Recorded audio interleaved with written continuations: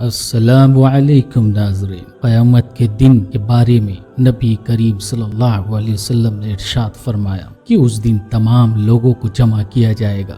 ہر شخص اپنے اعمال کے بقدر پسینے میں ڈوبا ہوا ہوگا۔ کسی کا پسینہ پاؤں تک، کسی کا پیٹ تک، کسی کا منہ تک آیا ہوگا۔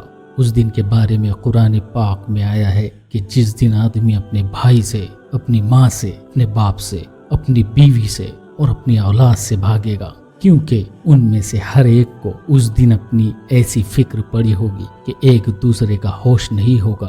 ایک حدیث میں اللہ کے نبی کریم صلی اللہ علیہ وسلم نے فرمایا کہ 7 لوگ ایسے ہیں جن کو اللہ تعالیٰ اس دن اپنے عرش کے سائے میں جگہ دیں گے، جس دن اللہ کے سائے کے علاوہ کوئی اور سایہ نہیں ہوگا۔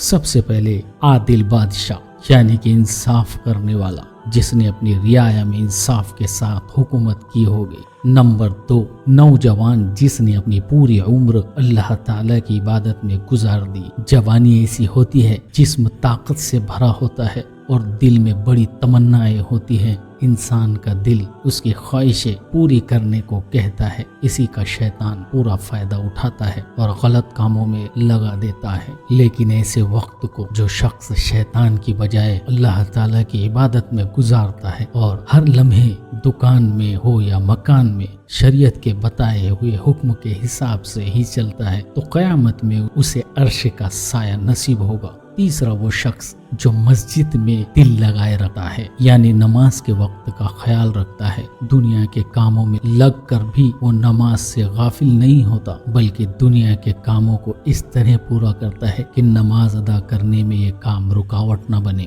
نمبر 4، وہ 2 لوگ جو اللہ تعالیٰ کے لیے دوست بنے، یعنی وہ لوگ جو اللہ کے واسطے آپس میں دوستی اور محبت رکھتے ہیں۔ جب ملاقات ہوتی ہے، ان کی بات چیت ایسی ہوتی ہے کہ دین کے کام کو آگے بڑھایا جائے، اور جب جدا ہوتے ہیں تب بھی اسی حال میں ہوتے ہیں۔ 5واں، وہ شخص جو زنا بدکاری سے بچے، جس کو کوئی حسین و خوبصورت عورت گناہ کرنے کے لیے بلائے اور وہ یہ کہہ کر اس عورت کے پاس نہ جائے کہ میں اللہ سے ڈرتا ہوں، یعنی اللہ کا اتنا ڈر ہے کہ موقع ملنے کے باوجود بھی میں گناہ کرنے سے بچنا چاہتا ہوں۔ 6 نمبر پر وہ شخص جو چھپا کر صدقہ کرے، یعنی ایسا شخص جو اتنا چھپا کر خرچ کرے کہ دائیں ہاتھ سے صدقہ دیا جائے، بائیں ہاتھ کو بھی خبر نہ ہو۔ مطلب یہ ہے کہ صدقہ لوگوں کو بتانے اور جتانے کے لیے اور دکھاوے کے لیے نہ کرے، بلکہ صرف اللہ کی رضا حاصل کرنے کے لیے کرے۔